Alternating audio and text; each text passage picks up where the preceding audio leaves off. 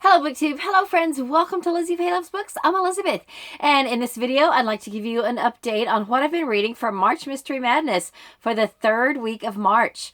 Well, March is just quickly ticking by, and of course this last week and a half, 2 weeks, everything has gone crazy with the cancellations of everything because of the coronavirus. And so I thought maybe my reading would suffer. It turns out really it's just kind of my videos that I have not been keeping up with as well, because since the kids have been home, my husband's been home and everything, we have been really trying to use our time wisely to get a lot of things done.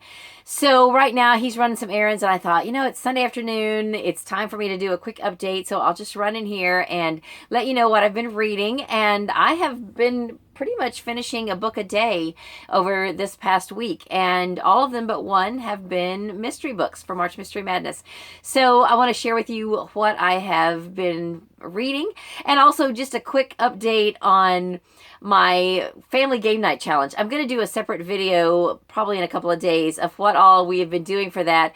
But if you didn't see my last video, I talked about how because we're getting ready for a yard sale and we're pulling out things to sell, and since we're all home, I challenged my family, and I just threw the challenge out to anyone who might like to do this too, that we are playing a different game every night, and we're playing through our game closet and trying to decide if there's any of the games we can get rid of, and we are having a blast. I mean, it has just been so much fun. So I'm going to do a separate video at some point and tell you about all the games that we've played and just some of the fun things about that. And also what I've been doing during the day, because we have been doing a lot of cleaning. I spent probably 3 or 4 days, a good portion of 3 or 4 days in Emily's room, helping her and going through stuff and pulling out stuff for the yard sale. And then yesterday or day before, I guess it was day before, Friday, my husband pulled everything out of the bathroom from our back building. We have a detached garage that hasn't been used as a garage since before we owned this house. And I have 2/3 of it for my crafting, scrapbooking, all of that. The other third my husband has for just garage type things, which a lot of that will get moved to our actual garage now. And then there's a bathroom. Well, the bathroom was, I'll just be frank with you, the bathroom was hoarded. It had just junk piled up in there, stuff that should go there, like pool toys and whatnot, and some cat crates and things like that that are stored in there, but then just a lot of nonsense. And so everything came out of there. Things got washed that needed to be returned back into there. Our sleeping bags and all that stays in there. And then a lot of junk got thrown away. A few things we could put in the yard sale, and there was just random stuff that needed to be gone through and gotten rid of. And so I am just thrilled to get that chore done. Still have a lot to go through in that one building, but anyway, we are making good progress, so that has been really good. But as a result, I have been trying to get most of my reading done in the morning, at least my print reading, and then I have an audiobook in my ear as much of the day as I can, especially when I'm just working alone, going through stuff. And so I've gotten quite a bit done. So let's just go through this. I have finished so far this month a total of 6 books out of the Coffee House Mystery Series by Cleo Coyle. One of them I finished during the first week, and then I told you about this one last week because I was just a few minutes away from finishing this one.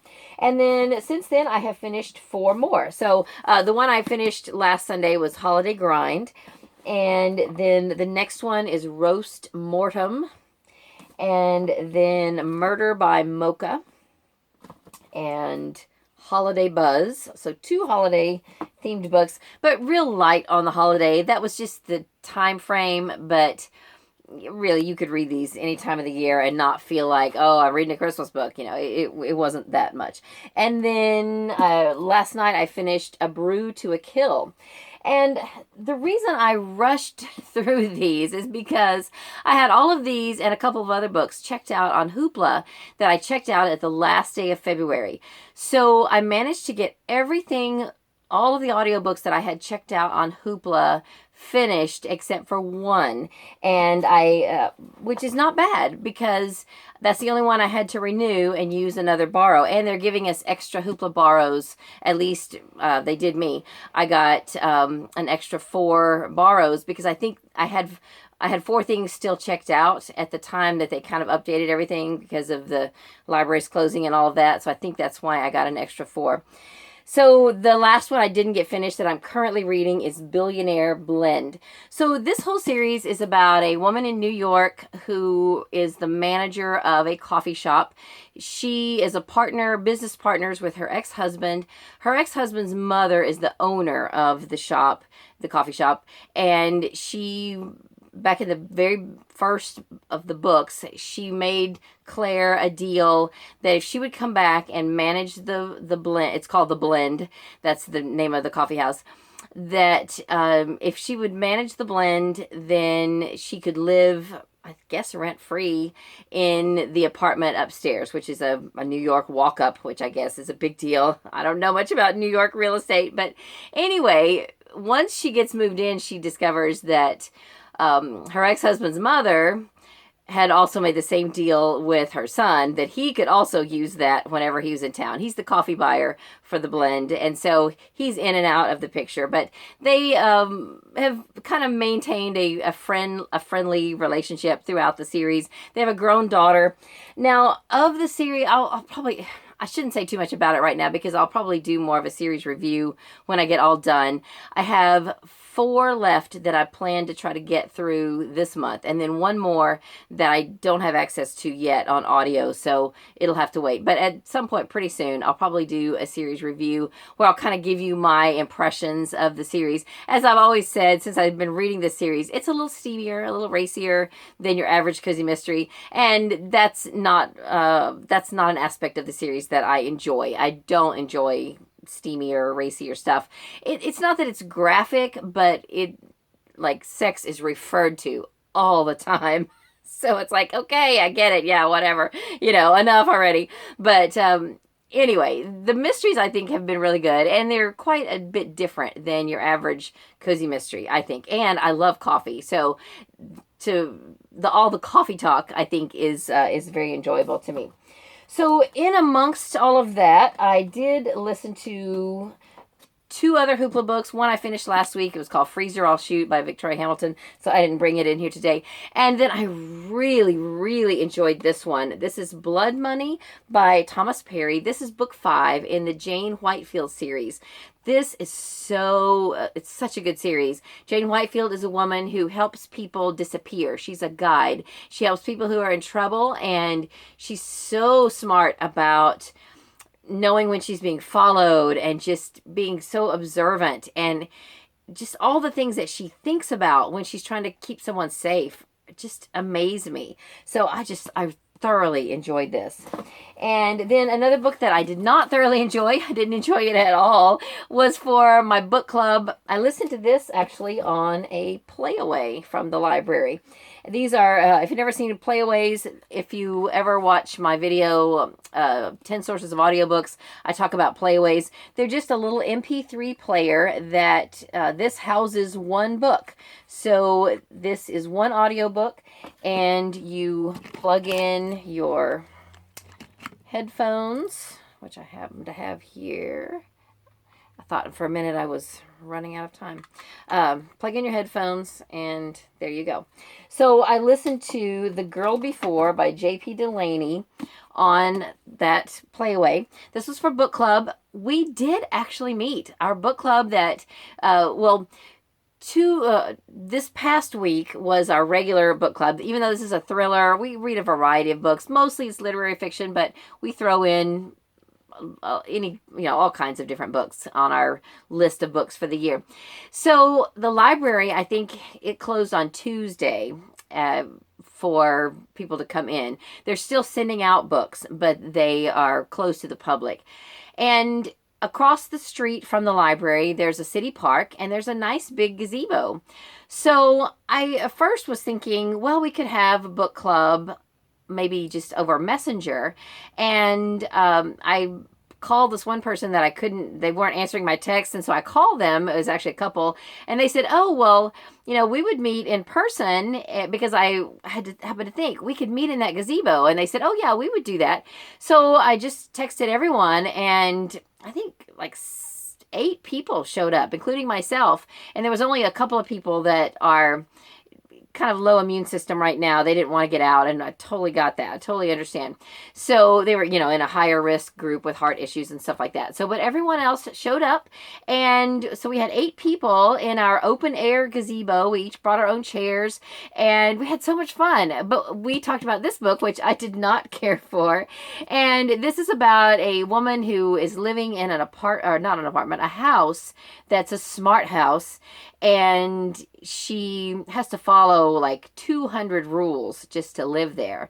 And there's a mystery about the girl who lived there before her, and she died in the house. And so the girl who currently lives there, her name is Jane. It goes back from now Jane to then Emma, and it goes back and forth, so you get both of their perspectives. So that's basically the story of this. And of course, with any psychological thrillers, there's some twists and turns along the way, but I just didn't really like any of the characters. I thought that the narrators, at least one of them, was pretty unreliable, so you didn't really know if they were telling the truth or not a lot of the time, and it just wasn't really my kind of book. I do like some suspense thrillers, but this one I wasn't crazy about. And so that is everything that I have finished this week, except for one nonfiction book that I finished this morning. This was from my TBR jar, so I'm so excited to finish another book out of my TBR jar. And this is called, this is an old book by Dr. James Dobson, What Wives Wish Their Husbands Knew About Women. I did really enjoy this. I think I'm a little past the target audience. This is really geared towards and targeted towards young moms who are in that harried state of life where you just are overstressed all the time. And I remember that. I would have loved to have had this book then. But, I could still appreciate it for what it is. I would, even though this is a very old book, I think it's been updated a few times. And I would definitely recommend this for young moms, busy moms who are married and need help just helping their spouses to understand what all they're going through. And I thought it was really good because of that. So then what I'm currently reading, I already mentioned Billionaire Blend. I started that last night. I only got a couple hours into it last night, and I'm still listening to it. Then the other thing is for my read-along. I was caught up at this point last week, but then because I had all of these coffee house books to finish before they expired, I sort of let this go by the wayside. Plus, I had the other book club book. This is for book club, for my mystery book club for next month. And we agreed if everything is still closed by the second and third weeks of the month for next month, we're going to meet in the gazebo. It was so pleasant out there. So nice. The weather was beautiful. Now, if we had to keep doing it in the middle of the summer, that might be different. But for right now, it's still very pleasant to be outside here in Central Florida. So anyway, The Lion Game. I am in the 3rd section right now. I don't know if this is in exactly the right spot, but pretty close. And I'm not enjoying this either. It's about these girls who are pretty much spoiled and entitled, I guess, and they started this lion game when they were in boarding school, and now something happened, and so now they're meeting back together as adults because things are coming to light that they did when they were younger. So I don't know what all is going to happen.